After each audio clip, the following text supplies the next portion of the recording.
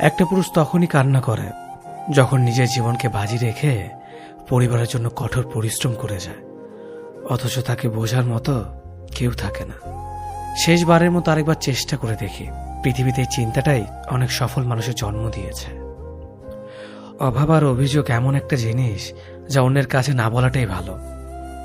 কারো কাছে অসহ্য হয়ে ওঠার থেকে হারিয়ে যাওয়া অনেক ভালো। বন্ধুত্ব কখনো হারায় না, হারিয়ে যায় সেই মানুষটি যে বন্ধুত্বের মূল্য দিতে পারে না। মন খারাপ হতে বড় কোনো কারণ লাগে না, ছোট্ট একটা কারণই যথেষ্ট। অর্থই সব, এটাই নিশ্চিত।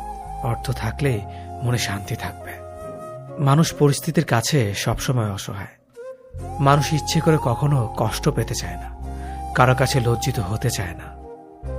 কিন্তু ভালোবাসলে কষ্ট পেতে হবে যেন মানুষ ভালোবাসতে ভালোবাসে। জীবনে তারা বেশি কাঁদে যারা 10 জনকে নয়, একজনকে মন থেকে ভালোবাসে। পরিবারের সাথে ধৈর্য রাখা হলো ভালোবাসা, অন্য মানুষের সাথে ধৈর্য রাখা হলো সম্মান করা।